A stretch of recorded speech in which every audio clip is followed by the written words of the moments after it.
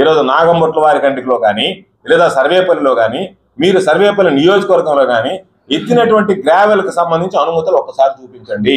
మీరు ఎంత అనుమతులు ఉన్నాయి, మీ దగ్గర ఉండేటువంటి అనుమతులు ఏంది, అసలు అనుమతులు ఉన్నాయా, అనుమతులు ఉంటే ఎంతకు ఉన్నాయి, మీరు ఎంతకు తీశారు, దాని మీద మీరు సమాధానం చెప్తే నేను నీకు ఛాలెంజ్ విసురుతున్నా. ఏదో మాట్లాడడం, ఏదో అది ఇది విమర్శించిపోవడం కాదు.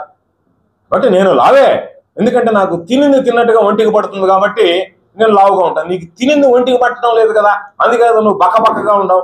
కాబట్టి దాని గురించి మాట్లాడాను తప్ప నేను చెప్తున్నా, నేను తినింది తిన్నట్టుగా నాకు ఒంటికి పట్టదు, నాకు వేరే ఆలోచన ఉండదు, నాకు కుళ్ళు పోతు చేస్తారు ఉన్న. మామూలుగా నేను తినింది తిన్నట్టుగా ఒంటికి పడతాను కాబట్టి నేను ధైర్యంగా ఉండగలను, ఆరోగ్యంగా ఉండగలను, బలంగా ఉండగలను.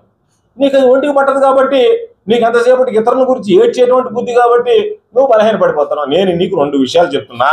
ఒకటి, నువ్వు దీనికి నిలబడి రేపు విలేకరుల సమావేశం పెట్టి నువ్వు తీసినటువంటిది పోదాం రా, వీడియోని తీసుకొని పోదాం, నేను కూడా వస్తాను, నువ్వు కూడా రా, వచ్చి ఇదిగో ఇంత అనుమతులు ఉన్నాయి, ఈ అనుమతుల ప్రకారం తీసేవంటే ఇంక నేను గ్రావెల గురించి మాట్లాడితే మాట్లాడు.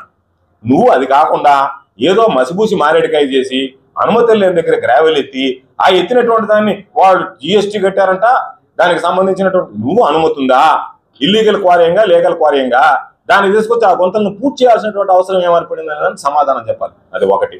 రెండోది, ఏదో చెప్పాడు బినామీలు నేను నీకు ఇంకొక ఛాలెంజ్, రెండో ఛాలెంజ్ విసురుతున్నా.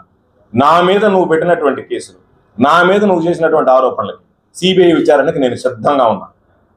ఇప్పటికే లేఖ రాశా, సిబిఐ విచారణకి నేను సిద్ధము అని. నీకు దమ్ము ధైర్యం ఉంటే సర్వేపల్లి నియోజకవర్గంలో ఈ రోజు జరిగేటువంటి అవినీతి కార్యకలాపాల మీద నువ్వు సిబిఐ విచారణకు సిద్ధమా?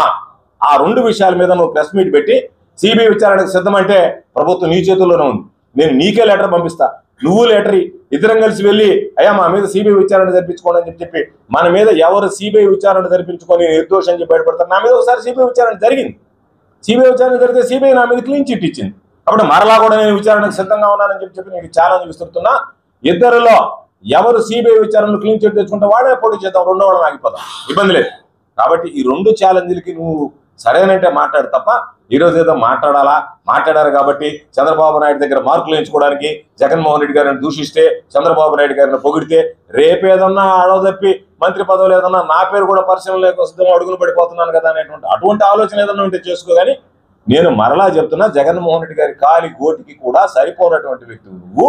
జగన్మోహన్ రెడ్డి గారిని విమర్శించేటువంటి స్థాయి నీకు లేదు అని ఈ సందర్భంగా తెలియజేస్తుంది.